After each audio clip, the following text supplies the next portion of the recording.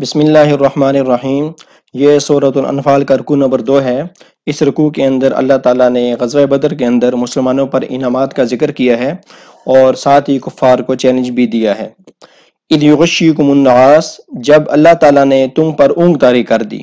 اونگ ہلکی نیند کو کہتے ہیں، اور یہ انسان کی فطرت ہے کہ جب انسان پر گھبراہٹ طاری ہوتی ہے تو اس کو نیند نہیں آتی۔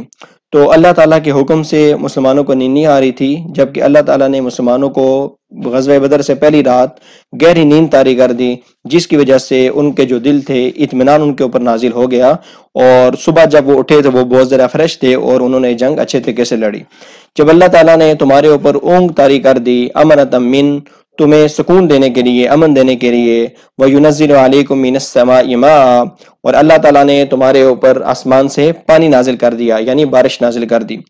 اس کا پس منظر یہ ہے کہ کفار چونکہ پہلے پہنچ گئے تھے، لہٰذا انہوں نے جو اچھی جو جگہ تھی وہ قبضہ کر لی تھی، اور پانی والی جگہ مسلمانوں کے پاس چونکہ پانی کا صحیح انتظام نہیں تھا تو اللہ تعالیٰ نے بارش نازل کر دی، اور مسلمانوں کی جو جگہ تھی وہ ریتلی تھی، اور وہاں پہ جو ہے نا وہ جانور بھی جو ہے نا کھڑے نہیں ہو سکتے تھے اور پاؤں بھی پھسلتے تھے۔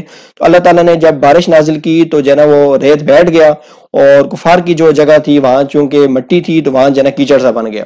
تو یہ اللہ تعالیٰ جو بارش نازل ہوئی تو مسلمانوں پر یہ انعام ہوا۔ لِيُطَهِّرَكُم بِهِ، تاکہ اللہ تعالیٰ تمہیں اس سے پاک کر دے، وَيُذْهِبَ عَنْكُمْ رِجْزَ الشَّيْطَانِ، اور اللہ تعالیٰ تم سے دور کر دے شیطان کی گندگی کو۔ اس سے یہاں پر یہ مراد ہے شیطان کی گندگی سے وساوس، چونکہ شیطان جو ہے نا ہمیشہ انسان کے پیچھے، مسلمان کے پیچھے لگا رہتا ہے، وہ طرح طرح کے وسوسے، خصوصاً جب جو ہے نا وہ کسی نیک کام میں ہوتا ہے تو تب بھی وہ وساوس ڈال رہا ہوتا ہے۔ تو یہاں پر جو شیطان کی گندگی سے مراد یہ ہے کہ جو وسوسے آ رہے تھے اللہ تعالیٰ نے وہ ان سے دور کر دیے۔ وَلِيَرْبِطَ عَلَىٰ قُلُوبِكُمْ، تاکہ اللہ تعالیٰ تمہارے دلوں کو مضبوط کر دے، وَيُثَبِّتَ بِهِ الْأَقْدَامَ، اور تمہارے قدموں کو جما دے۔ اِذْ يُوحِي رَبُّكَ إِلَى الْمَلَائِكَةِ، جب اللہ تعالیٰ نے وحی کی، جب آپ کے رب نے وحی کی، الی الملائکہ، فرشتوں کی طرف۔ وحی کا ایک مطلب یہ ہوتا ہے خفیہ طریقے سے بات کرنا۔ تو جب اللہ تعالیٰ نے خفیہ طریقے سے بات کی، آپ کے رب نے جب خفیہ طریقے سے بات کی فرشتوں سے، کیا بات کی؟ انی معکم، کہ میں تمہارے ساتھ ہوں، فثبتوا الذین آمنوا، لہٰذا تم نے ایمان والوں کے دلوں کو ثابت قدم رکھنا ہے، تم نے ایمان والوں کے دلوں کو تسلی دینی ہے۔ سألقی فی قلوب الذین کفروا الرعب، ان قریب میں کافر لوگوں کے دلوں میں رعب ڈال دوں گا۔ فاضربوا فوق الاعناق، چنانچہ تم ان کی گردنوں کے اوپر مارو، ضرب لگاؤ۔ وَاضْرِبُوا مِنْهُمْ كُلَّ بَنَانٍ، اور ان کے انگلیوں کے ہر ایک جوڑ کے اوپر ضرب لگاؤ۔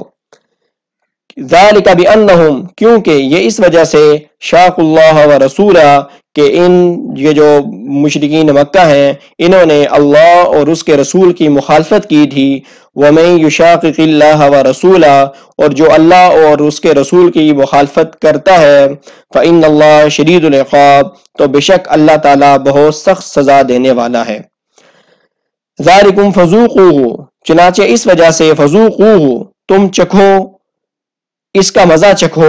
وَأَنَّ لِلْكَافِرِينَ عَذَابَ النَّارِ، اور کافروں کے لیے تو جہنم کا عذاب ہے، یعنی کہ جو ان کے اوپر جو 70 بندے ان کے گرفتار ہو گئے اور 70 جو ہے نا ان کے مارے گئے، تو اللہ تعالیٰ ان سے کہہ رہے ہیں کہ یہ جو ہے نا یہ تو دنیا کا مزہ ہے، اور آخرت میں تو تمہیں جہنم کا عذاب بھی ہے کافروں کے لیے۔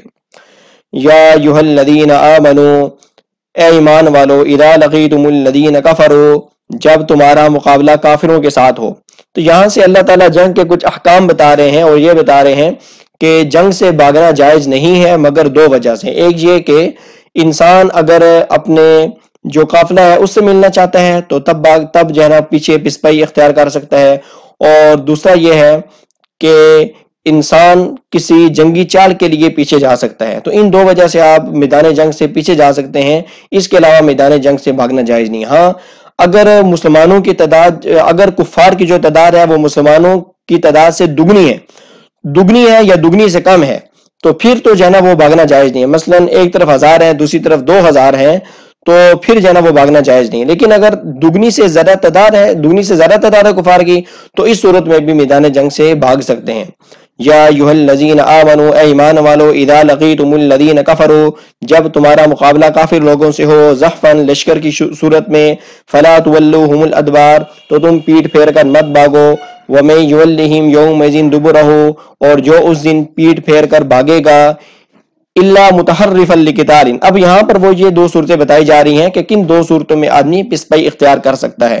الا متحرفا لقتال، مگر ایک یہ کہ جنگی چال چلنے کے لیے، او متحیزا الی فئۃ، یہ اپنی جماعت سے ملنے کے لیے. یعنی یہ ان دو وجہوں کے علاوہ جو بھاگے گا، فقد باء بغضب من اللہ، تو یقیناً اس نے اللہ تعالیٰ کے غضب کو حاصل کیا، اللہ تعالیٰ کے غضب کو لے کر لوٹا. ومأواہ جہنم، اور اس کا ٹھکانہ جہنم ہے. وبئس المصیر، اور وہ بہت برا ٹھکانہ ہے. اب یہاں سے اللہ تعالیٰ اپنی قدرت کا ذکر کر رہے ہیں کہ اصل جو اللہ تعالیٰ اپنی قدرت کا اس طرح ذکر کر رہے ہیں کہ کہہ رہے ہیں کہ قتال تم نے نہیں کیا بلکہ اللہ تعالیٰ نے کیا ہے. فلم تقتلوہم ولکن اللہ قتلہم، پس تم نے ان کو قتل نہیں کیا، ولکن اللہ قتلہم، لیکن اللہ تعالیٰ نے ان کو قتل کیا. یعنی اس کا یہ مطلب ہے کہ تمہاری تلواروں کے اندر اور تمہارے اندر یہ جو قوت ان کو قتل کرنے کی ڈالی تھی، یہ اللہ تعالیٰ نے ڈالی تھی. تو اللہ تعالیٰ مسلمانوں کو اپنی قدرت کی طرف متوجہ کر رہے ہیں.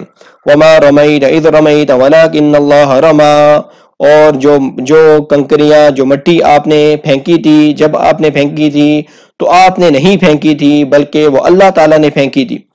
اس کا پس منظر یہ ہے کہ جنگ شروع ہونے سے پہلے نبی کریم صلی اللہ علیہ وسلم نے ایک مٹھ جو ہے نا وہ مٹھی بھری مٹی کی اور کفار کی طرف پھینک دی، جو ان کی آنکھوں میں چلی گئی اور جو ان کی شکست کا سبب بنی. تو اللہ تعالیٰ کہہ رہے ہیں کہ یہ جو مٹی آپ نے پھینکی تھی، اس مٹی کے اندر ان کو بے ہوش کرنے کی یا ان پر جنون طاری کرنے کی جو قوت طاری کی تھی اس مٹی میں، وہ اللہ تعالیٰ نے کی تھی.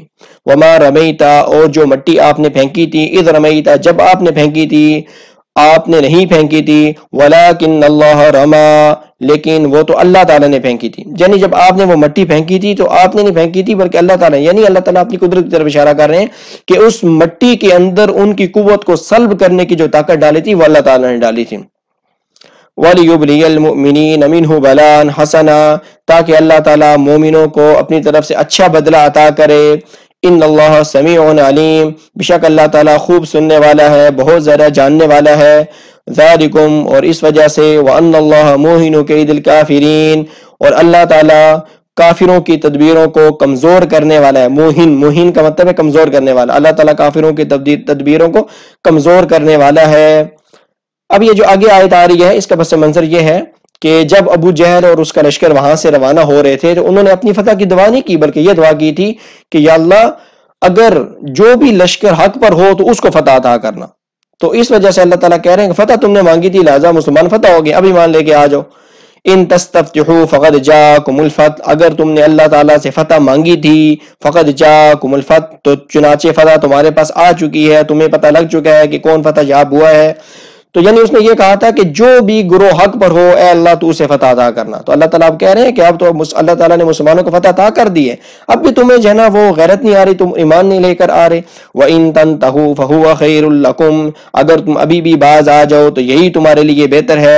وَإِن تَعُودُوا نَعُودْ، اور اگر تم دوبارہ ایسا کرو گے، نعود، تو ہم بھی دوبارہ ایسا کریں گے. یعنی اگر تم دوبارہ حملہ کرو گے تو ہم تمہیں دوبارہ ایسے ہی شکست سے دوچار کریں گے. وَلَن تُغْنِ عَنْكُمْ فِئَتُكُمْ شَيْئًا وَلَوْ كَثُرَتْ، اور تمہیں ہرگز فائدہ نہیں دے گی فِئَتُكُمْ تمہاری جماعت، وَلَوْ كَثُرَتْ چاہے اس کی تعداد کتنی ہی زیادہ کیوں نہ ہو. یعنی چونکہ ان کی تعداد 1000 تھی اور مسلمانوں کی تعداد 313 تھی تو ان کو یہ لگتا تھا کہ ہم اپنی کثرت تعداد کی وجہ سے جیت جائیں گے، لیکن اللہ تعالیٰ کہہ رہے ہیں کہ تمہاری تعداد اس سے چاہے کتنی ہی زیادہ کیوں نہ ہو، جن کے ساتھ اللہ تعالیٰ کی مدد ہوگی ہمیشہ وہی لوگ جیتیں گے. وَأَنَّ اللَّهَ مَعَ الْمُؤْمِنِينَ، اور بے شک اللہ تعالیٰ مومنوں کے ساتھ ہے. تو یہ ہمارا دوسرا رکوع الحمدللہ کمپلیٹ ہو گیا ہے. آپ سے گزارش ہے کہ اگر آپ نے ابھی تک چینل کو سبسکرائب نہیں کیا تو جلدی سے چینل کو سبسکرائب اور لائک کر دیں اور ویڈیو کو ثواب کی نیت سے آگے شیئر بھی کر دیں.